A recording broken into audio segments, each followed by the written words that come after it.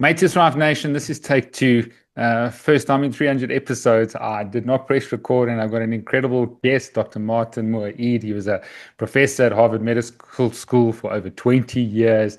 He's now the director of CIRCADIAN Light Research Center. He's written an incredible book called The Light Doctor, as well as Clocks That Time Us. He developed and understood the suprachiasmatic nucleus. So we are going to get quite technical, but we're going to give you a very simplistic start so that people can understand why the light you consume on a daily basis, whether it's at night or in the day, is critically important for your health. Take two, Dr. Martin Moore-Ede. I'm sorry, but just give a quick intro in terms of where you're at with regards to circadian rhythm, maybe explaining and defining that. And it's such a great session that we didn't record, Steve. Yeah. All right. So, Yeah, go for it. yeah. So light is critical to health. And in fact, the light that we see is as important for your health as the food we eat, the water we drink, and the air we breathe.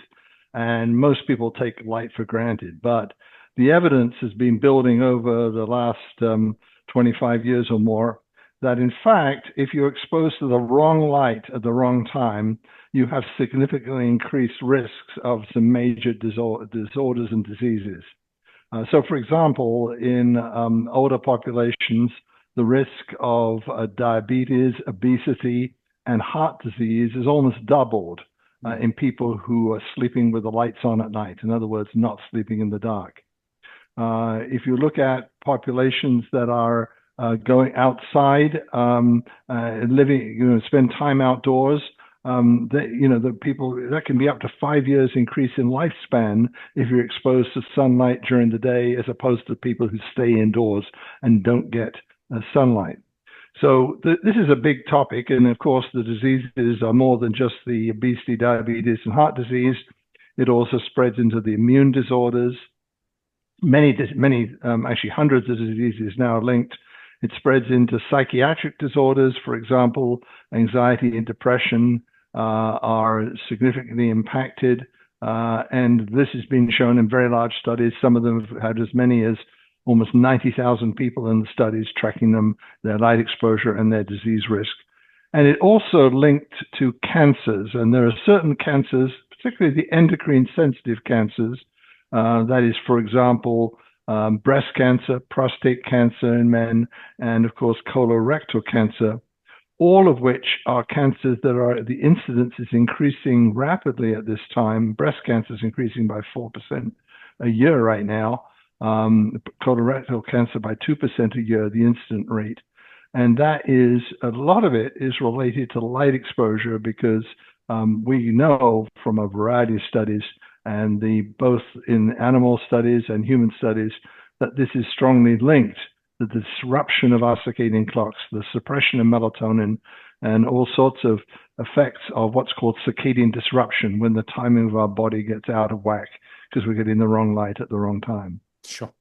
Now, if you're listening out there, you're battling to lose fat. We just did a recent podcast on visceral adipose tissue, VAT, and how important that is. You're battling to lose weight. It could be the light that you're consuming. Your light diet, the artificial light or the sunlight you're getting could be causing you or impairing you to lose this, which is crucially important. It's 100% increase. So the hazard ratio is almost 2. From what I remember at medical school, I think the hazard ratio is increased from smoking was like 1.4, 40%. Is that still out there? Because people are really adamant on decreasing smoking. But then when you look at it, how important it is with regards to a hazard ratio of 2 when it comes to cardiovascular disease, that means 100% increase if you're listening out there for cardiovascular diseases. That's heart disease, such the number one killer still. I think Dr. Martin said 50% increase in some of the cancers. So this is a real problem. Maybe you can just, expand on how important it is, because I don't think people realize how important it is, Dr. Martin. Yeah, it's a vital subject. And, some people say, well, what's the evidence for something like breast cancer? Well, let's just take us through that. 100 years ago, breast cancer was a very rare disease in women. It was one of the rare cancers. And we now have it, of course, as the major, largest instance of cancer in women, the largest killer of women, number of deaths, and so forth.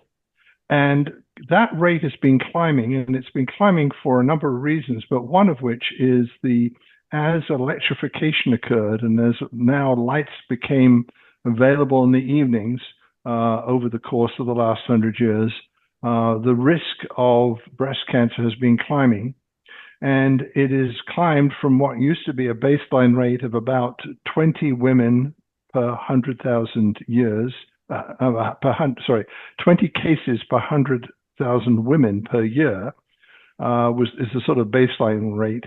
It's climbed to about 140, from 20 to 140 in the most electrified societies in this world, which is in Western Europe, places like Belgium, Luxembourg, in that area, Netherlands, and also in the eastern United States, where there's considerable use of LED light and people are using LED lights at night. So this is, and these cancers, the rates are still increasing at 4% a year for breast cancer, 2% a year for colorectal cancer. Now, some of the interesting bits and pieces of this evidence chain is that blind women, or women who've been blind since early age, rarely get breast cancer. Again, people who are totally oblivious to light. Again, women who live in sub-Saharan Africa, in areas where there's no electrification yet, are at that 20 cases per 100,000 women, the baseline rate. And we know that a lot of the pathway is associated with the suppression of melatonin. So when you see light at night, and that's blue-rich light at night, it's the blue part of the spectrum that you need to be worried about. That blue-rich light, which is what the classic LEDs now produce, suppresses the level of melatonin. And melatonin is a critical antioxidant and a critical cancer cell suppressor. And you can show you can take human breast cancer tumors and plant them in rats or mice.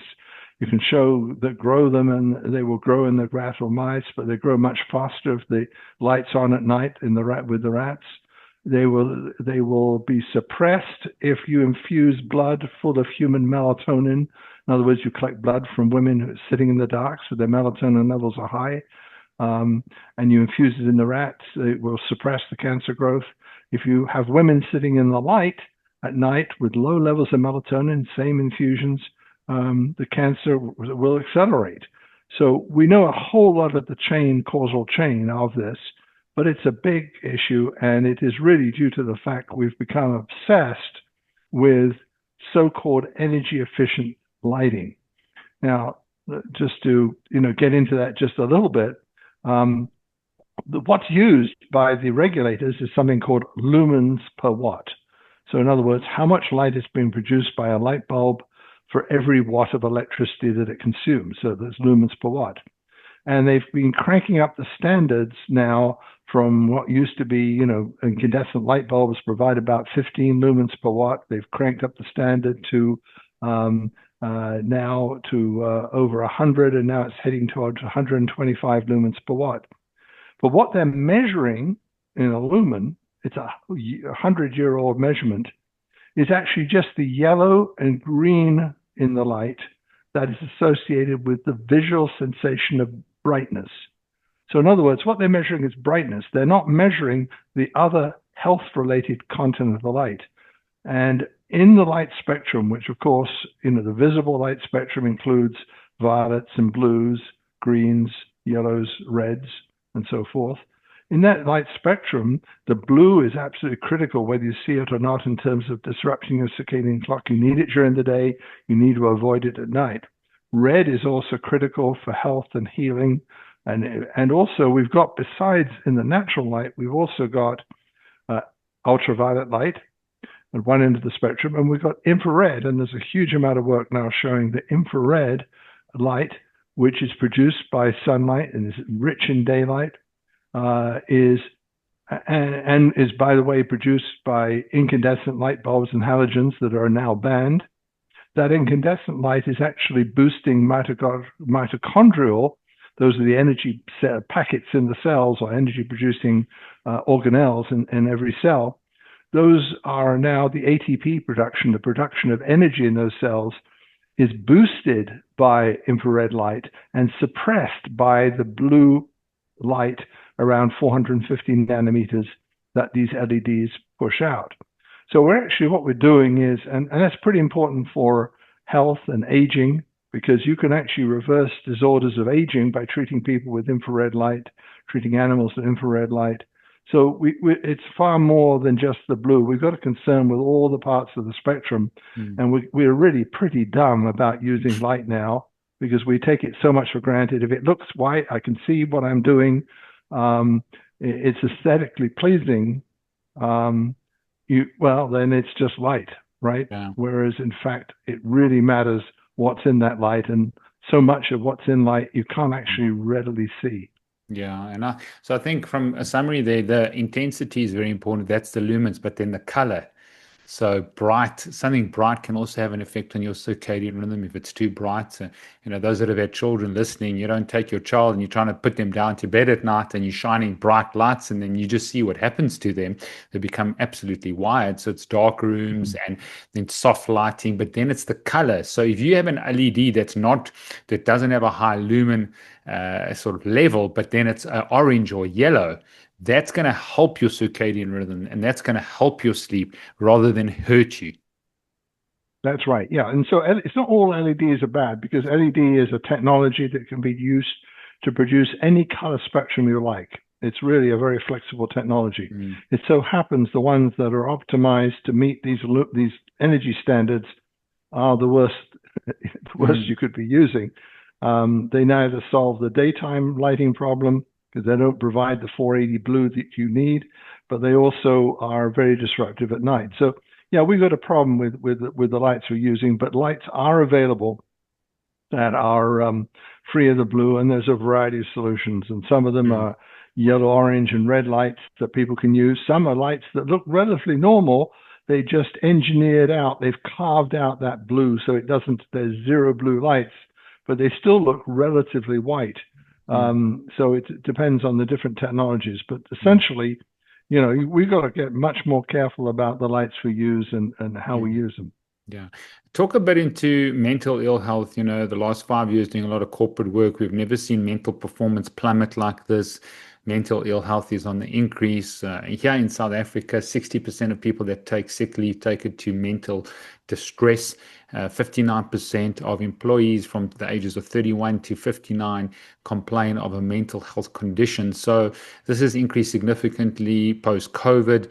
How important is the light that you consume, especially at night, with regards to your mental health?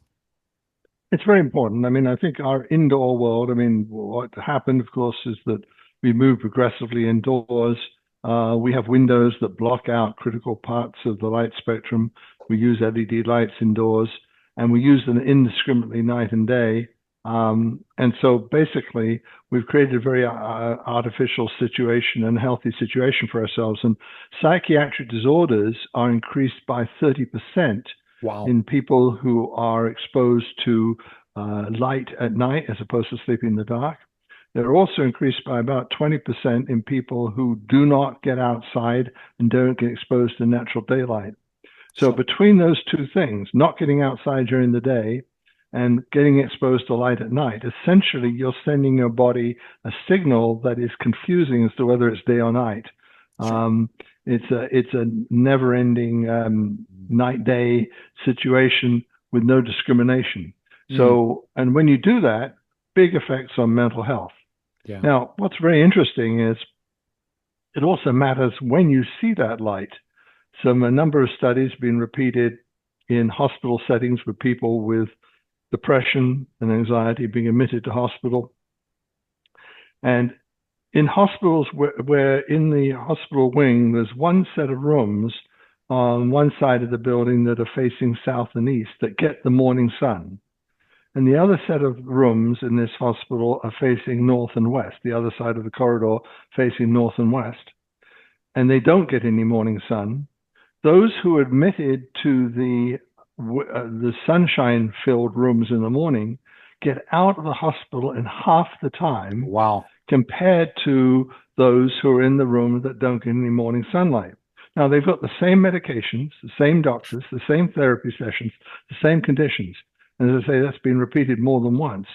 So just showing, and what we now know is that in fact that light in the morning is critical. So when you're going to get light, getting out in the morning is Mm, really the critical time to do it, and because that has a boost, has a maximum boost in terms of this infrared effect on your and red effect on your mitochondrial function.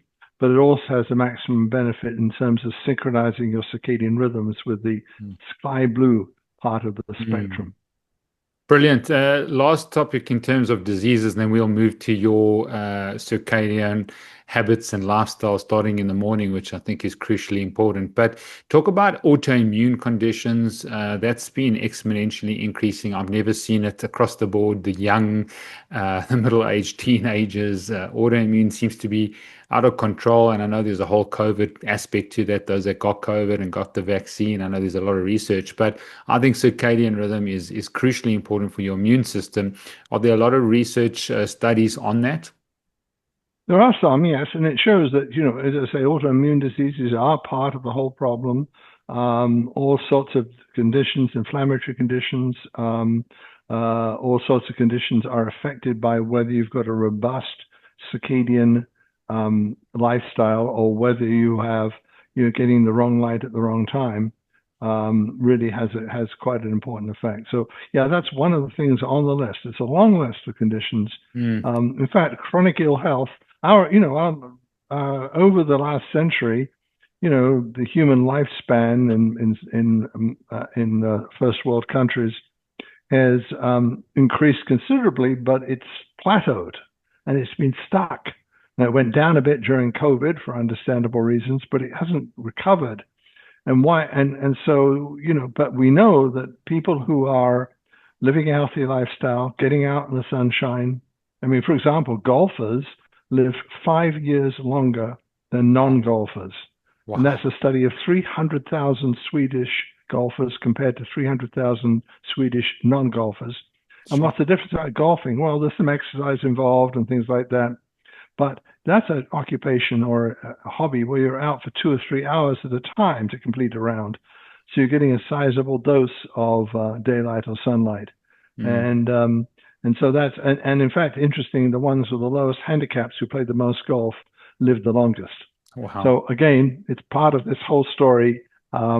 It's pretty important stuff, and Yeah. it gets me motivated to get out every day. Absolutely. And those golfers, was it also in terms of morbidity, did they have less chronic disease or did they just measure mortality? No, they also that's cardiovascular, cardiometabolic disease as well. Sure. Yeah. Wow, incredible. Have there been studies with like the Hasda or those in, the Khoi Sun here in Africa with not having artificial light at night in terms of the amount of chronic disease they have compared to sort of living in modernity under this light? Well, of course, when you're living in, I'm not quite certain the reference you have there. Mm. If you're living in a primitive society, if Yes, that's what you're referring to, yes. there you've got a whole bunch of other things. In other words, when Edison invented the light bulb, the average lifespan in America was 39 years. Yeah. All right. So you could say the light bulb is, the invention of the light bulb increased, Mm, well, associative correlations are never mm, too valid. But yeah. of course, there's all sorts of other things, public health, Mm, infectious sure, diseases, medical sure. treatments, clean water, all sorts of things are there too. But what we've done is when you've dealt with all those, you've still got a big problem if you don't deal with the light environment. Mm. Brilliant. Okay, so let's talk about your morning routine in terms of, the eye being the extension of the brain. And I mean, what a study to see those people that were blind in terms of what happens chronic disease wise. I mean, that's unbelievable. Got to get that reference and send it out. But your consistency, your sleep consistency, waking up at the same time in the morning and getting the correct light. Take us through your morning routine. And obviously, your morning exposure to light is affecting the way you're going to sleep at night and, how much melatonin is going to be released in that. So tell us, Doc, how does it look? Well, first of all, I make a point of getting out every day. It doesn't matter whether it's sunshine or pouring with rain or a snowstorm, I'll get out, right? And so you can always suit up or get appropriately dressed for anything. The most important thing is getting Getting some exercise, yes, but going for a walk, but getting exposed to light. So that's really important. Not wearing sunglasses, because why block that light? And by the way, much eyewear filters out certain parts of the light spectrum. So you want to get the full benefit of natural light and all its healthy benefits. During the day, I try to be. I'm just going to stop you there, yeah, Dr. sure. Moore-Ede, because I think if it's an overcast day, is the amount of time important compared to a sunny day? There really is so much more light outside than there is indoors. So if we take measurement of lux, which is a measure of brightness, a typical room you're in right now or I'm in probably is running around 300 lux if we just measure it in a standard way desktop. Outside, even on a dark, cloudy day, it's 10,000 lux. Sure. On a sunny day, it's 100,000 lux. So you actually it doesn't matter too much, even if it's a cloudy day, because the absolute amount of light is so much larger than what you're getting indoors. We really are living in twilight levels of light indoors. Okay. And so it really, whether it's dark and cloudy or blue sky sunny, really doesn't make too much difference. It would probably saturate the effect at that point. So 20 minutes, half an hour, what is sort of the minimum effect? Yeah, somewhere around half an hour is a minimum target to go for. I think there are some benefits longer, but you've got to have some practicality here of what you can do and do on a reliable basis. Find an excuse. Is it walking the dog, going for a jog, whatever, even reading a book outside on the patio, whatever. It's the light that really matters. Of course, some exercise also, contributes too. So, and sorry, next question is, if you wake up at 6 in the morning, do you need to go by 7 within the first hour to set the circadian rhythm? Is it as you wake up, if you go too soon, it's a problem? Because I'm just trying to give specific guidelines. Because right. There is a group of people who sort of worship the idea of getting up and for the sunrise. I mean, that is not terribly smart, particularly in the summer months. Because what it actually does, light interacts with the time of your clock, and it will shift your clock eastward if you do that. In other words, you'll get out of whack. In fact, you could progressively wake up earlier and earlier. My guidance is it doesn't matter too much as long as it's in the first half of the morning. You don't want to go, so whenever take the time the sun rises and noon, you want to therefore be, let's say it's rising at 6, you want to be out there by 9 if you can, so that you're getting it, because when the sun is really bright in the midday, you're probably getting too much UV exposure and so forth, whereas when the light is a little less intense, that's probably the right time to do it. So basically sometime in that range. Okay. But obsessively following sunrise is not necessary, and in the summer months could actually disrupt you more. Okay. All right. So then your rest of your day, and maybe you want to comment on sunglasses. These primitive societies never had sunglasses. They've got the least amount of cancer, the least amount of mental ill health and cardiovascular disease, and this plethora of sunglasses out there. Obviously, the morning is crucially important that you don't do it, because you can disrupt your circadian rhythm and the cycle of cortisol rising in the morning and then decreasing at night, and melatonin increasing at night. But take us through your rest of your day and comment on sunglasses. Well, first of all, I use sunglasses because of obviously the reduction of glare, particularly if you're doing any tasks like driving a car. Excuse me. No any of those tasks where, in fact, your visual acuity is critical for safety, I'm going to use sunglasses. I'm going to use sunglasses if, in fact, it's midday sun and extremely bright, because too bright light, particularly in the spectrum between about 425, 450, can be harmful to cells in the eye, causing apoptosis, cell death at extremely bright levels. So if we're talking Australian or maybe South African, light at midday, Mm. then I certainly would be wearing sunglasses. There are sunglasses out there now, by the way, which are one brand called Blue Sync, which lets through the blue that you need for synchronizing your circadian rhythms. In other words, transmits that, but Mm. blocks some of the other parts of the spectrum, and therefore has a sort of a selective effect. So there can actually be tailored sunglasses now that are available. Mm. But essentially, yes, sunglasses I use, particularly if I'm facing glare. It's the obviously you want to keep prevent your eye fatigue, and especially when you're doing things like driving. Yeah. And do you think those primitive societies, do they have more eye conditions, or is this just, part of, the UV? Because there's always infrared, but obviously the infrared in the midday gets lower and your UV Yeah. index is higher. But it doesn't seem, do they have more eye conditions and eye problems? Or is if you're wearing a hat and you're not getting the glare, then it's okay to not wear sunglasses? Well, I think some of the old studies which led to the extreme caution, I think we got overcautious about UV, Mm. were done on watermen in the Chesapeake Bay. People are out there fishing for Yeah, 12 hours a day with light exactly. reflecting off the water. They Yeah. develop cataracts Yeah. sooner, Yeah. right? So I think if you're exposed to a lot of light, it can do that. And the thing is, few people are exposed to that much light, Yeah. quite frankly. Yeah. And also the glare, I think, off the water, surely the angle of the light makes a big difference. Because if the sun's Yeah. up here, unless you're staring in the light or it's bouncing off something Right. significantly, it's going to cause an issue. Well, you're getting it from two directions. You're getting it from the sky and the water both, right? And so you do Mm, get it's pretty glary out in the water.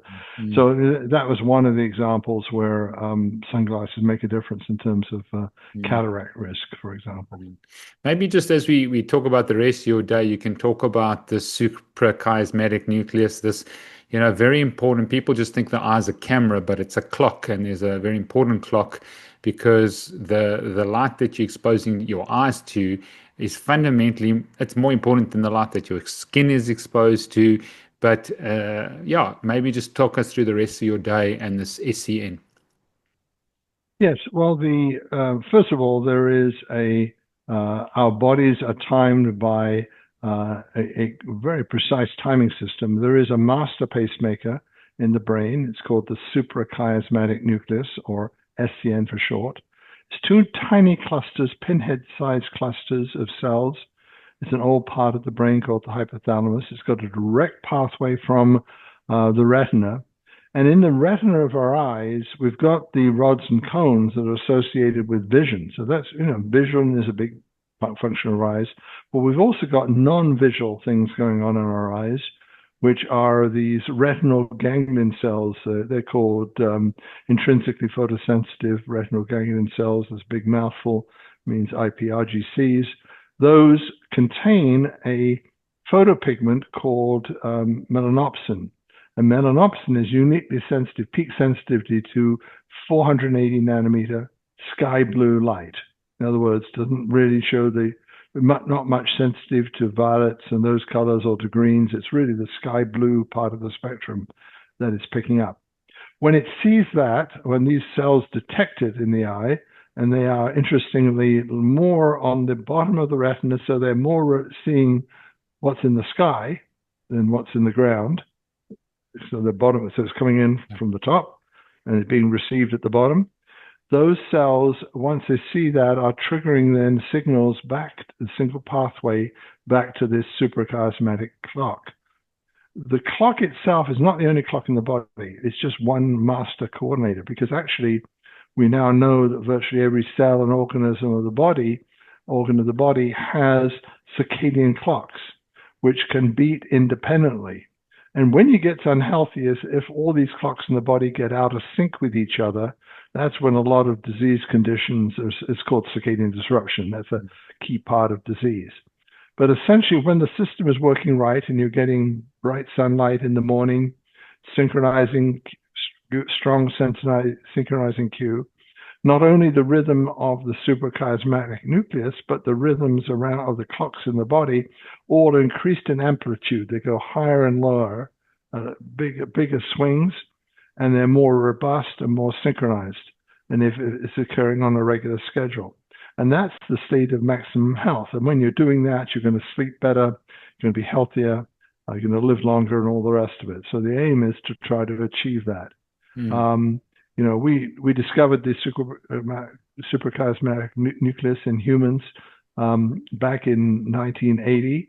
At that time, the general belief was that humans didn't have a master clock, but we were fortunately able to be able to find it, our team at Harvard.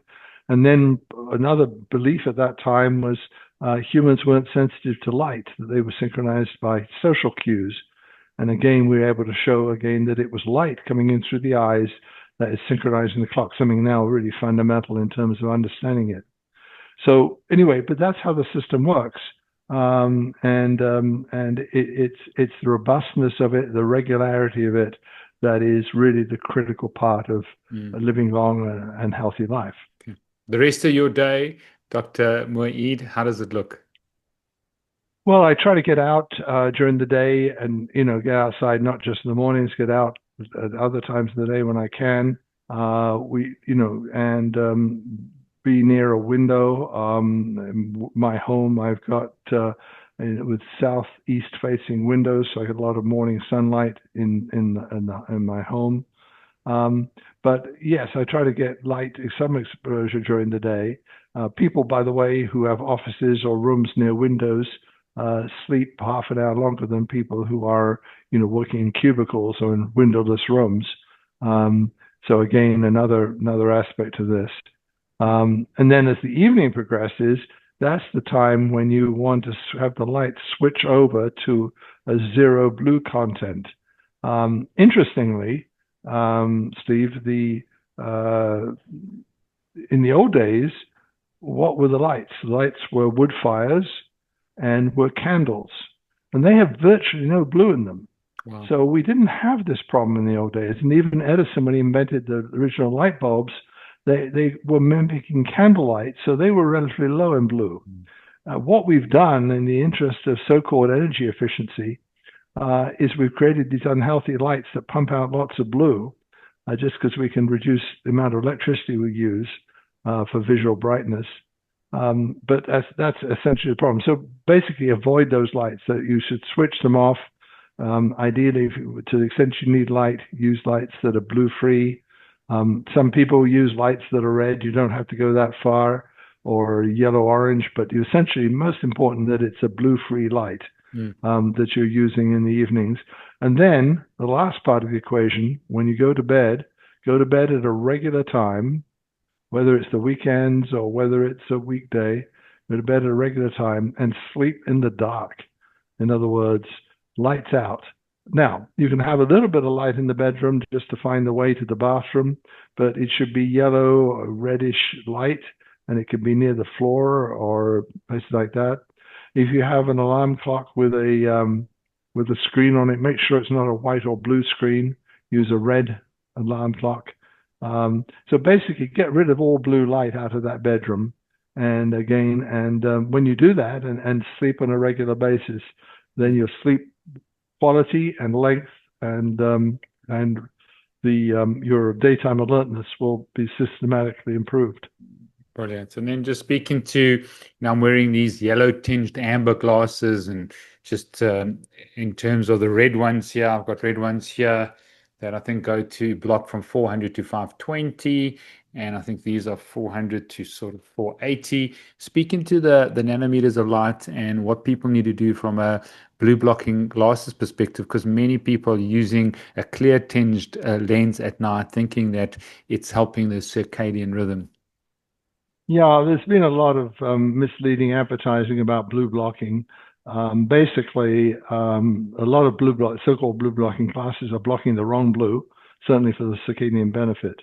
Now, there are certain benefits to blocking the violet type blues in terms of visual acuity. It's a little easier to read screens, so people use it sometimes. But if you're looking at the circadian effect, in other words, you're looking to boost your circadian rhythms, maximize your sleep, and so forth, not disrupt your circadian clock, then you want glasses that are going to block light between around 440 to 500 is really the critical range you have to take out. Mm. Those glasses can tend to be more in the orange end of the spectrum and yellow-orange end of the spectrum. If you see blue blocking glasses that look really pretty and they're sold by the big manufacturers, they reflect blue lights. They've got a little blue glint to them. Look quite elegant. They are totally useless for circadian purposes. So you have to be quite careful. And some of the best-selling blue blocking glasses are totally useless. And the last thing is, don't wear your blue blocking glasses during the day, because that defeats the purpose. You've got to be seeing the blue during the day, not seeing it at night. It's really the purpose of these things. Brilliant. Speak out. Did go onto your website, Dr. Moore-Ede, and then there's these type of glasses that you speak of that I think are important. So maybe just speak into that, because you've obviously done the research, and that BlueSafe24, the website is bluesafe24.com. But I think it's important, like you said, that if people are going to try and put things in place, that they get the right tool. That's right. That's the website for the blue blocking glasses, specially designed to block the circadian blue in the evenings. We also have a website, thelightdoctor.com is my website for the book and my publications. And we also have a website called CircadianLight.org. And that is a website where it leads you to where you could find all these different solutions, whether it's light bulbs, whether it's light fixtures, glasses, and so forth. So a broad range of solutions. And also where we are, leading the campaign for healthy lighting, because we've got to deal with these regulations that are really harmful, that are promoting unhealthy lighting for a rather false cause of energy efficiency, when it really isn't energy efficient to give you lights that are going to cause more ill health. You were at Harvard Medical School for over 20 years. The average medical doctor or general practitioner is known here in South Africa, or even, specialists, ophthalmologists, don't know much about how important, this artificial light at night in terms of its damaging effect. Is this changing? Are our doctors getting trained and in this circadian biology and how damaging this artificial light at night is? Well, I think that they are to some extent. Certainly, the impressive number of medical researchers have worked on this subject. I found about 20,000 scientists around the world who've been working on this topic. So the scientists working in this area, the medical doctors working in the research, medical researchers know about this topic. The problem is the general public doesn't. In other words, so the scientists all speak to each other, but they don't speak to their neighbor over the garden fence. And that's part of the problem. So I think there's a general lack of awareness among the general population. And that's why I wrote my book, The Light Doctor, to really translate this science and so make it very practical and realistic about the things you need to know for your own health and well-being and where to find the solutions. But I mean, if the medical doctors had to use it themselves because they understood the biology, I mean, let's talk about, do you use, your blue blockers at night? And when I say blue blockers, do you use your amber lenses? You've got this, website, you've written a book, I mean, that's filled with this. You use it, but the medical doctors are saying, my patients or my clients will go back and say, absolute useless, absolute gimmick. It's a waste of time. There's no research. There's no science. Of course there is, but it's not translating into, the individual's medical doctor saying, this is a crucial part of your health and wellness. Why is that? Well, I think it's just, again, a general level of awareness and education. I mean, I think more and more people are recognizing this as important. I see it coming discussed more and more. Just a fascinating study done by the McLean Hospital, which is part of the Harvard Medical School hospitals, looked at using blue blocking glasses in teenagers. A number of studies also have done this. And what they found is that they gave the blue blocking glasses in the evening to teenagers at school-age teenagers. They found that their math scores went up compared to people who didn't use them. Wow. And so, parents care about that thing in the competitive world of college applications. So yes, you could make very real effects on people's performance and in very real things like math scores. Yeah, I mean, it's fundamentally important. What about ophthalmologists, Dr. Moore-Ede? Are they on this train? Do they understand how important that it's a clock? The eye is a clock as well as a camera? I think so, but although there's more awareness, but I mean, I think one of the things that we're becoming aware of is that the classic, the exposure to full spectrum natural light is critical in childhood for prevention of myopia. And in fact, kids who stay indoors and on their screens and are not getting the full spectrum of light actually develop myopia. Myopia, short-sightedness, is increasing from 25% incidence to 50% in Asian countries right now. Huge, huge increases. And what they found is that, for example, part of the light spectrum, which is in the deep violet range, around 380, which is technically classified as ultraviolet, although it is still visible light, that is actually one of the critical parts of it. So when you have kids who get short-sighted and then they give them glasses that block UV, because all eyewear blocks UV, they get worse. Whereas if you give glasses that are clear and let that particular 380 deep violet come through, it helps mitigate the development of myopia. So again, this stuff is starting to filter into all sorts of places. But it is, I think the general awareness of it is increasing, but it hasn't really hit the media. I mean, I was struck with the fact as I wrote my book, The Light Doctor. I was looking at some of the big publishing houses, and I found the biggest publishing house, which is Penguin Random House, had 1,800 books on nutrition and diets, and only one on light and health. And that one was published in 2013 before LEDs were introduced. Sure. It's craziness.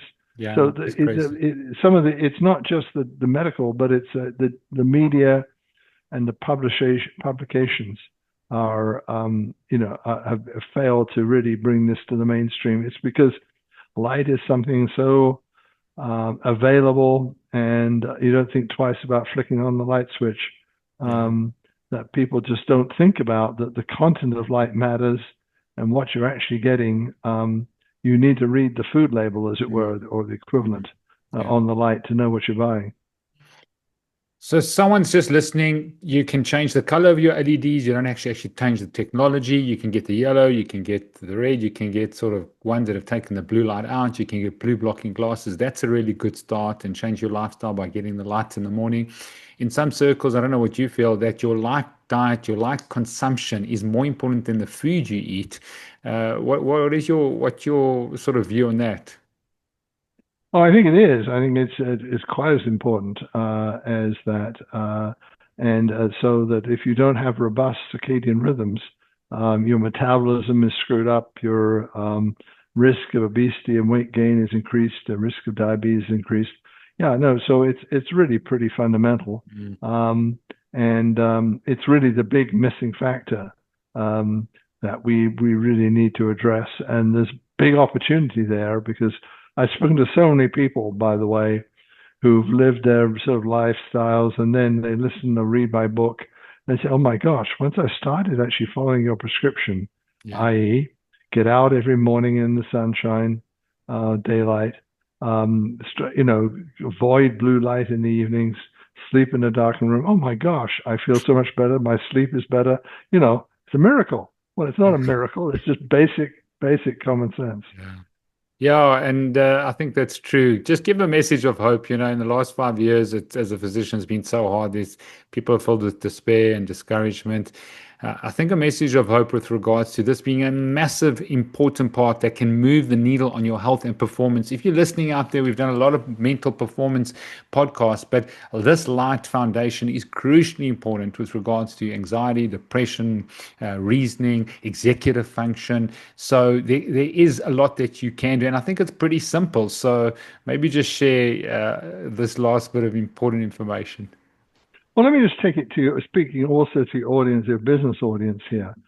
We've installed these circadian lighting, which is lighting that's rich in blue during the day, is zero blue at night, into the 24/7 operations now of 65 Fortune 500 companies.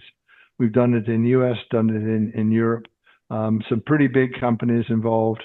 And what we've been able to show is not only improved sleep, improved gastrointestinal health, and all those things, but interestingly, errors are reduced, productivity is improved, big changes.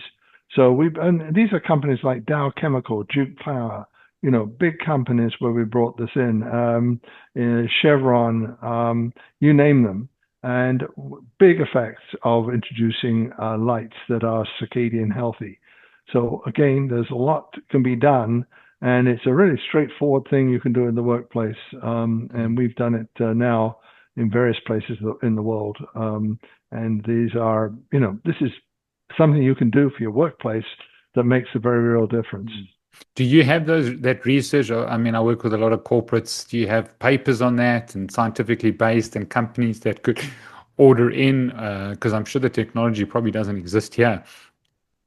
Yeah, well, the systems are available, and we do have papers on that. Absolutely, reports on that. Well, we'll connect on email. I think getting those research papers and look at the error rate, the productivity improvement, and the well-being of the employees is crucial. Just want to declare favor and blessing over you, Dr. Martin Moore-Ede. Thank you for this calling. It's a huge, courageous calling you've got because, like you said, it's just not well known. It's sort of poo-pooed in many ways, but it's so valuable to people's health and performance. So I want to give you just a warm invite to South Africa. Love to have you over at our place. We've had a lot of the guests come over here. Incredible place, where your dollar goes far. So you're more than welcome. Good. Well, thank you. Appreciate it.